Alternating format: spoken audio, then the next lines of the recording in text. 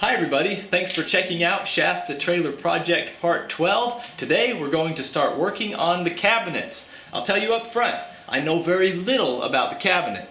In fact, I can hardly remember the name of the vice president for that matter. So we'll see how it goes. Now that the outline for this room is complete, I can start working on the cabinet that goes right here. This is what remains of the original box. It's in very bad condition, and since it's a simple design anyway, I'll just scrap this and build a new cabinet from scratch. So we'll go like this. I'm making progress on the cabinets. I'm reusing some of the original screws to make my new cabinets. That's called beating the system. And here's a great example of my plywood corner in action.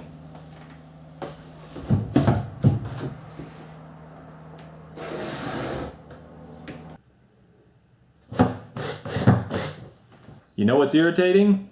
Head lice. You know what else is irritating? Ripping down a 1x4 to build cabinets, only to find out that you need a 1x4, so you have to make one out of the pieces you already cut.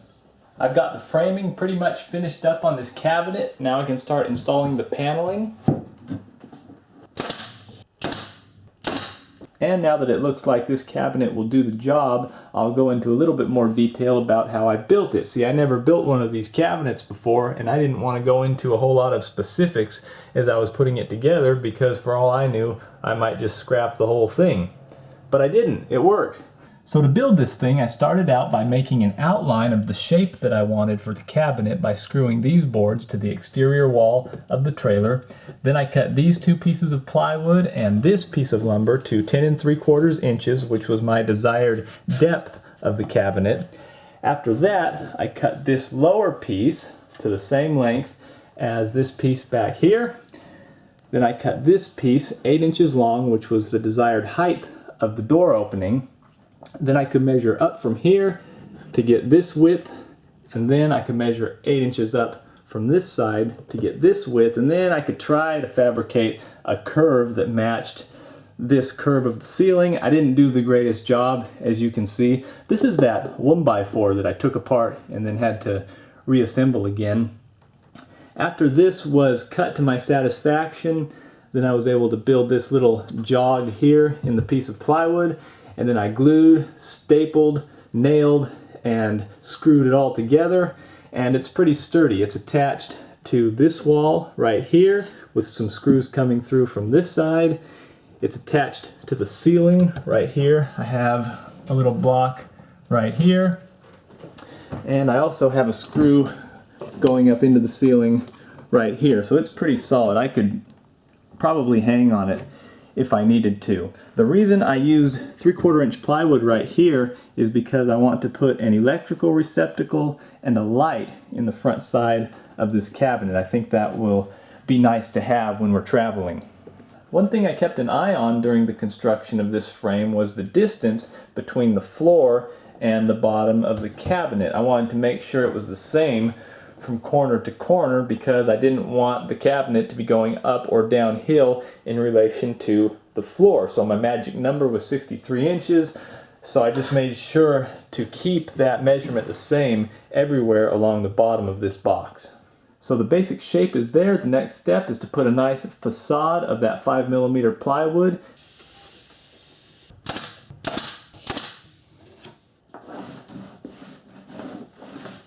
Okay. Hey, that looks good.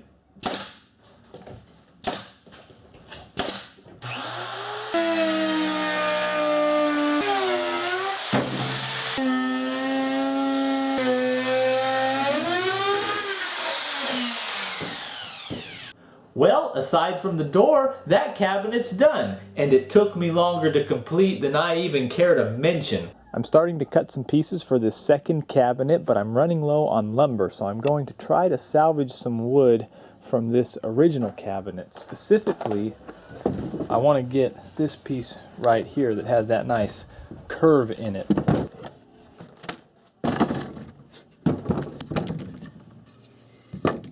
In an effort to speed up construction, I'm going to build this cabinet off-site and then install it in the trailer.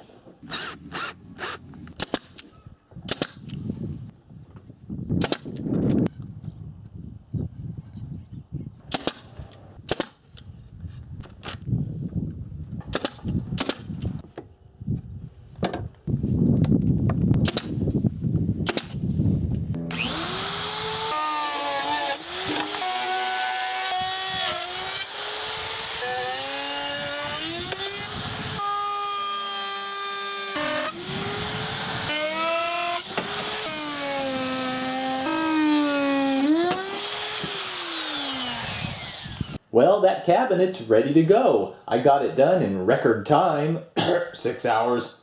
Now let's see how it fits.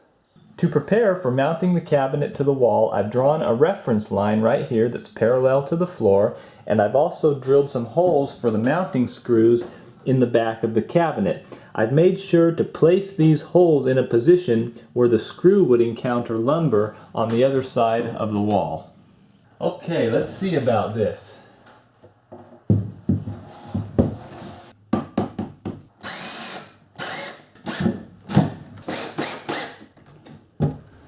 I've got the cabinet secured to the wall with a few screws, and because I drew this line right here, I know it's straight with the floor going this way, but I don't know how it aligns with the floor coming out in this direction. So I'm going to put my level here and measure down to the floor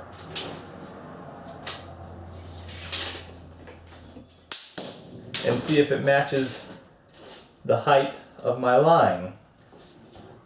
So the line is 63 1/4, and my tape says 63 even. So that means that I need to tweak the cabinet up just a little bit. And to do that, I'll run a couple of screws up here into the ceiling.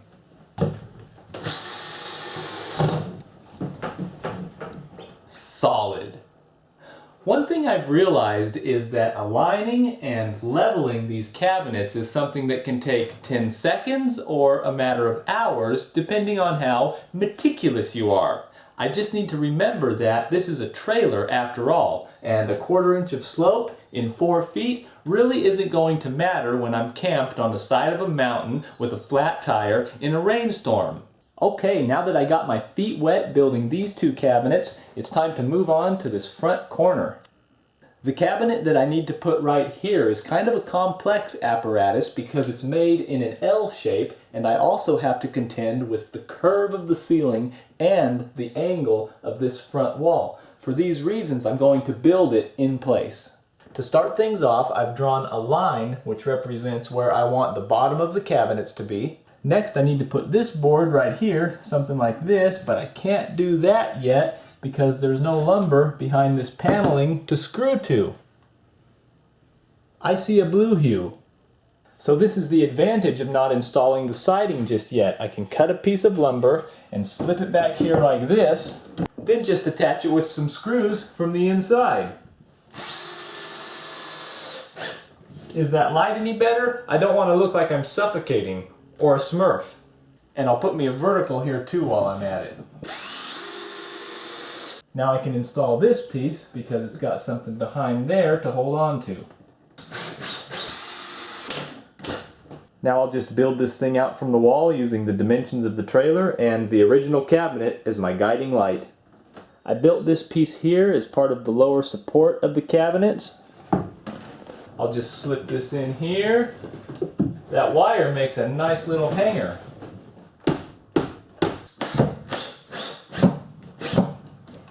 Now I'll fill it in a little bit more.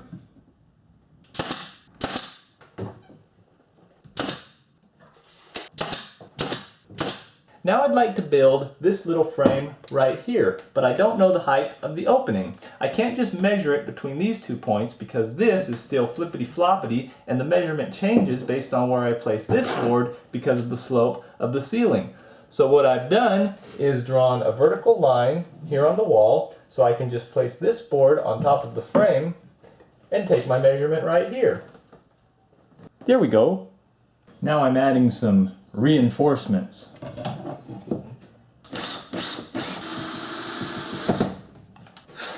What's that? Yes, a substantial amount of my progress. Gone. It seems I made a mistake in some of my figuring. Okay, let's try this again. What happened was I was measuring from here to the floor to determine the height of this. Well, there's a little bit of a dip in the floor right here, so it turns out my cabinet was going severely downhill, so much that I could see it with the naked eye.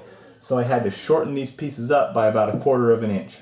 No big deal though, at least it was only put together with nails and glue. Okay, we're back on track again. Just a minor setback. What alerted me to my crooked cabinetry was a glimpse at the lower portion of this framing, purely by chance. If you look very closely at this front face, you can see that it's not parallel with this rear board. It creeps down ever so slightly. And I know that this stick is straight because it's lined up with my handy dandy reference mark that I drew earlier. So by shortening these sticks and giving myself a little bit more room at the top, I can kick up the whole assembly and everything is square, plumb, true, and flat again. Next, I need to cut out a fancy shaped piece of plywood to go right here. I've done some careful measuring, something to this effect, to get the various dimensions, measurements, and angles, and I have a pattern traced out on a piece of wood, so it's time to make some cuts and see how it fits. Okay, let's see if the first time is a charm. Close, but I'm a little tight up here. So I'll make a little mark like this and shave a little off the top. Take 2. That'll do. I haven't mentioned it, but I'm using 18 gauge brads for the majority of this work. Every nail is a commitment. The more I drive, the harder this thing's going to be to take apart when I realize something's wrong. That looks pretty good, although I forgot to cut my light and receptacle holes, so I drew these pretty little pictures so I won't forget later on. Right now, I'm going to turn the corner and start working on this side of the cabinet.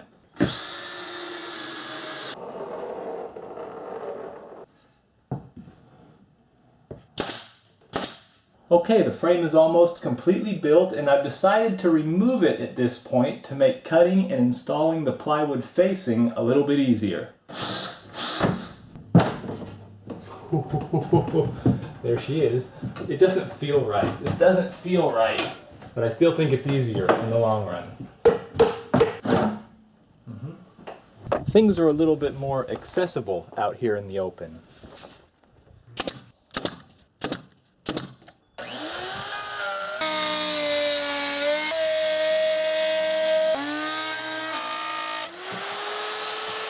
Oh, thanks. Yeah, you're right. I do need to cut out these holes.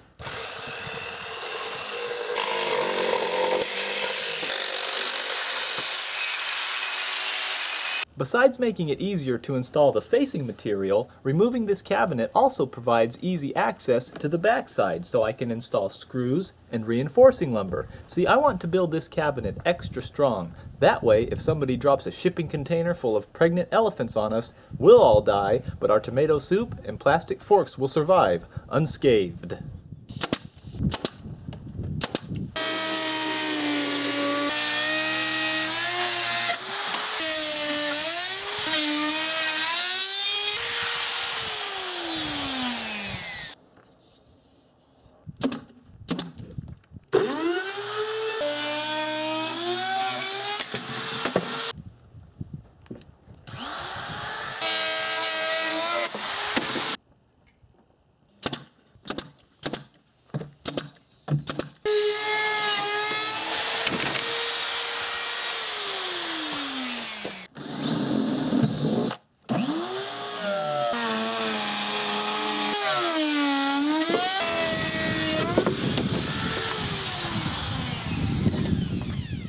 Hello, I think it's done. Okay, time to put this thing back.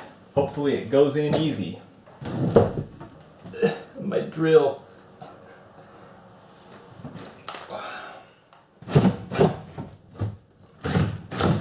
Oh, just hit my head on it the first time, reaching down for this screw. I'm happy with that. And it's starting to feel a little bit more like home. I'm now working on what I believe is the final upper cabinet in the entire coach. The cabinet that was originally installed in this area not only stored goods, but also folded down and made into a bed. I've chosen to not duplicate this design, however, because it's a lot of extra weight, a lot of extra trouble, and because the lower sleeping area of the trailer will accommodate 4 to 5 people, this bed would rarely be used. So instead, I've decided to fill this space with some nice stationary cabinetry. Despite its size, this cabinet should be fairly easy to build because 4 of its 6 sides are already constructed in the form of the trailer walls and ceiling. So I just need to build a cabinet bottom whose framing I've already started and a face that will extend from right here up to the ceiling.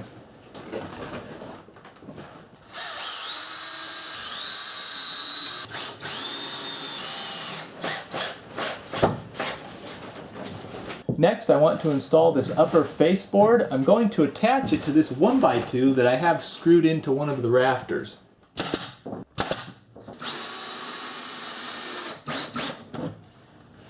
I've got the outside perimeter of this cabinet face done, and next I need to install a couple of verticals.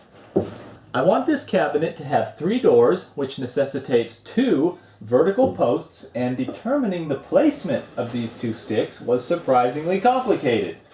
For me anyway. The way I finally figured it out is as follows. I put both of these boards on this side of the cabinet, and then I measured the distance between right here and the other side of the opening. Then I took that number, divided it by 3, and that is the width of each cabinet door opening, I think. So the distance between here and right here is 80 3/4. 80 3/4 divided by 3 is 26 15/16, which should represent the proper width of my cabinet door openings. Okay folks, here's the test fit. I measured 26 15/16 right here, and again right here, so all we have left to do is see how this last bay came out. Here's the moment of truth for my math. Would you look at that? Small victories. Next, I need to install these pieces permanently. The proper way to do this is with pocket screws going in from the back into these top and bottom rails. I don't have the tools for that, so instead I'm going to put this stick back here and fasten it all together with nails and screws.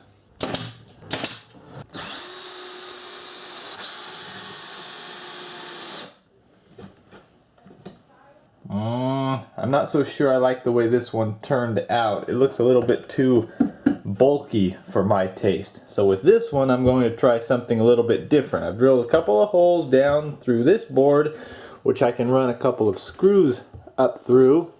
And for the top, I did a little bit of a homemade pocket screw setup by drilling a couple of small holes down through the top, and then boring this out a little bit with a bigger drill bit. So I'll see if that works.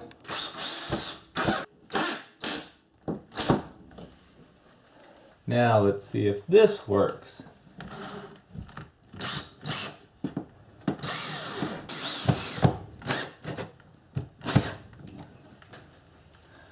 I'll call that good. You know, I like this method so much, I think I'm going to duplicate it over here.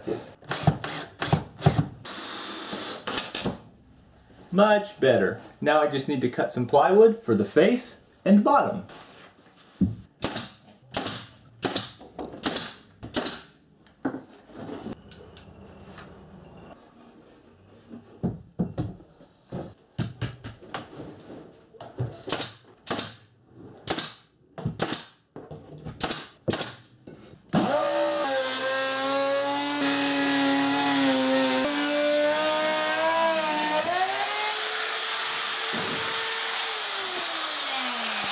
And there you have it, the rear cabinet, ready to be doored. So I've finished framing the upper cabinets. The next item on the agenda is starting construction on the lower cupboards and what will eventually become the kitchen countertop and sink base. We'll start working on that in the next episode. Thanks for watching.